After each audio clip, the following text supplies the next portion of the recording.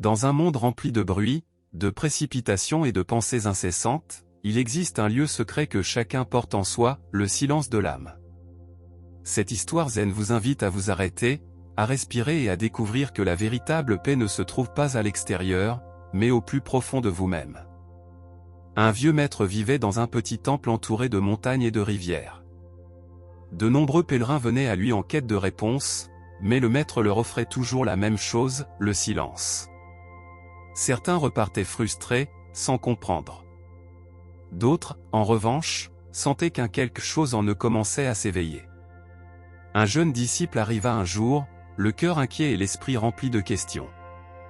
Il voulait comprendre le sens de la vie, de la sérénité, du chemin spirituel.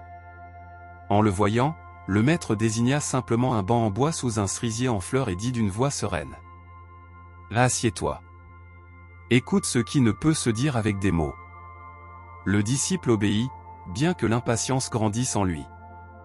Il ne comprenait pas comment le silence pourrait lui apporter des réponses, mais peu à peu, le bruit du vent, le murmure de l'eau et le parfum des fleurs commencèrent à l'envelopper. Quelque chose en lui commençait à se transformer. Au début, le jeune homme ferma les yeux en essayant de forcer le calme, mais ses pensées galopaient comme des chevaux sauvages, souvenirs, inquiétudes, désirs, peur. Plus il luttait pour les faire taire, plus elles semblaient devenir fortes. Le maître, l'observant de loin, sourit doucement. Il savait que tout chercheur traverse d'abord la tempête avant de découvrir le ciel dégagé. Le disciple ouvrit les yeux et demanda, avec une pointe de frustration. « Maître, comment puis-je écouter le silence si mon esprit ne cesse de me parler ?» Le vieux s'approcha lentement et, sans prononcer un mot, prit une tasse de thé. Il versa de l'eau jusqu'à ce qu'elle déborde et mouille la table. Le jeune homme le regarda, surpris. « Ton esprit, dit le maître avec calme, est comme cette tasse. Il est tellement plein que rien de nouveau ne peut y entrer. Pour entendre le silence de l'âme, il faut d'abord le vider. » Le jeune inclina la tête. Pour la première fois, il comprit qu'il ne s'agissait pas de forcer la quiétude, mais de laisser aller. Cette nuit-là, le jeune disciple resta en silence sous le même cerisier. Le vent agitait doucement les branches, et chaque pétale qui tombait semblait lui rappeler l'éphémère de la vie. Il essaya de ne pas lutter contre ses pensées, mais de simplement les observer.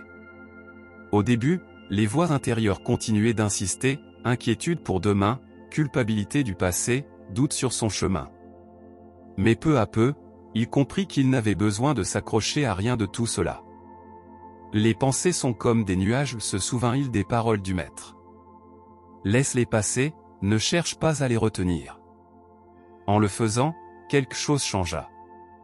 Le murmure constant de son esprit commença à s'espacer.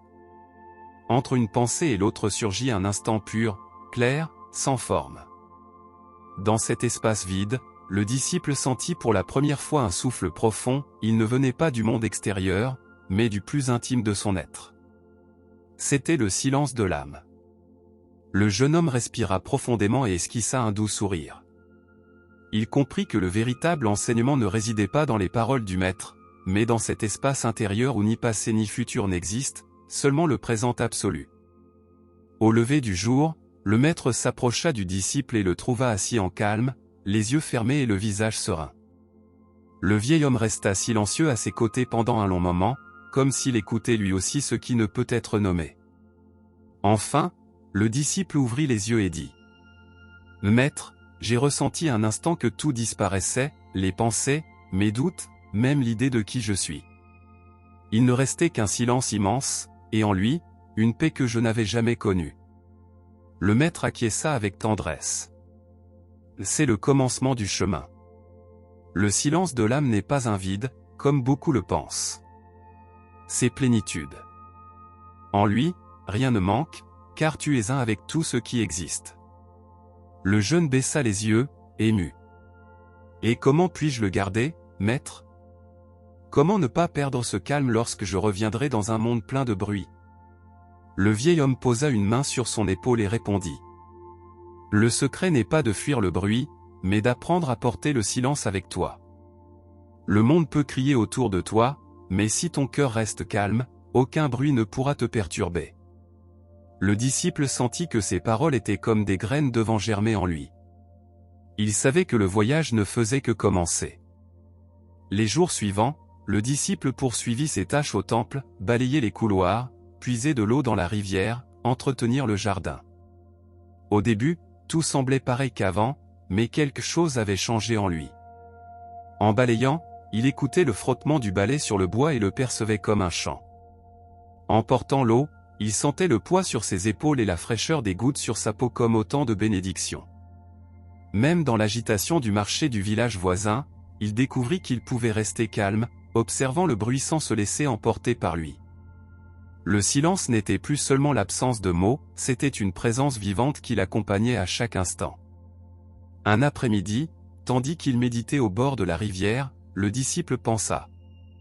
Le monde ne s'est pas adouci, c'est moi qui ai appris à écouter autrement.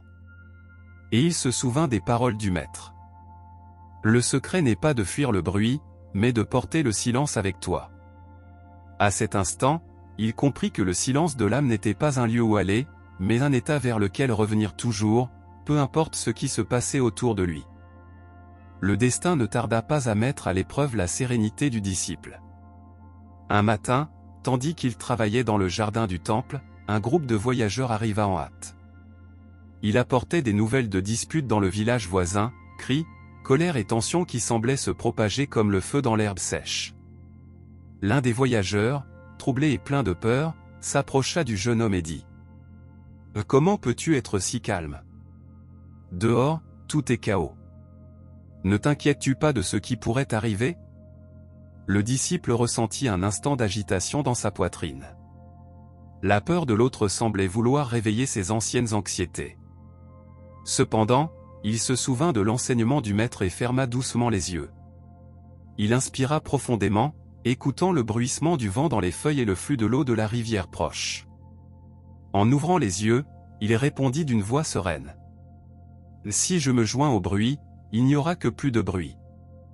Mais si je reste calme, peut-être que d'autres se souviendront aussi du silence en eux. » Le voyageur le regarda, surpris, incapable de comprendre comment quelqu'un pouvait rester ferme au milieu d'une telle incertitude.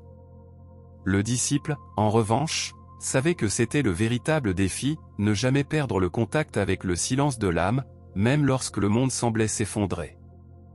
Les voyageurs, fatigués et anxieux, décidèrent de rester cette nuit-là au temple. Pendant le dîner, les voix s'élevaient, agitées, chacun racontant ses peurs et ses soupçons sur ce qui se passait dans le village. L'air était chargé de tension. Le disciple, en silence, écoutait. Il ne cherchait ni à les convaincre, ni à les corriger, il respirait simplement avec calme, comme si en lui habitait un lac tranquille qui ne se trouble pas au souffle du vent.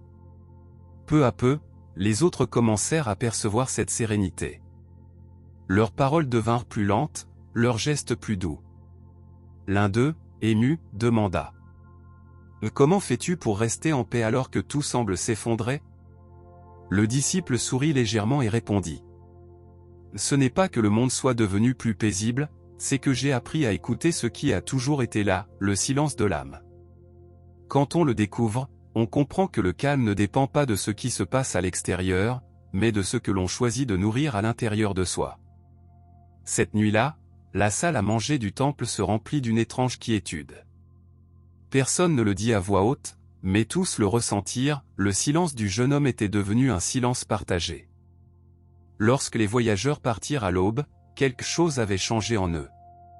Ils ne portaient pas avec eux de grandes réponses ni de solutions magiques, mais dans leur cœur demeurait l'empreinte d'un calme nouveau, comme s'ils avaient touché, l'espace d'un instant, ce qui ne peut se décrire avec des mots. Le disciple, en les voyant s'éloigner, ressentit de la gratitude. Il comprit que le silence de l'âme n'était pas seulement un refuge personnel, mais une lumière capable d'éclairer les autres également. Le maître, qui l'observait depuis l'entrée du temple, s'approcha et lui dit « Tu as découvert l'essentiel, quand ton cœur se tait, l'univers entier chante. Souviens-toi toujours que ce n'est pas le silence extérieur qui transforme, mais le silence qui naît à l'intérieur de toi. » Le disciple inclina la tête en signe de respect. Il savait que son chemin ne faisait que commencer, mais il savait aussi que, tant qu'il garderait vivant ce silence intérieur, rien ne pourrait l'éloigner de la paix. Et ainsi, à chaque respiration, il apprit que le plus grand trésor de la vie ne se trouve ni dans les mots, ni dans les certitudes, mais dans cet instant pur où l'âme se repose, en silence.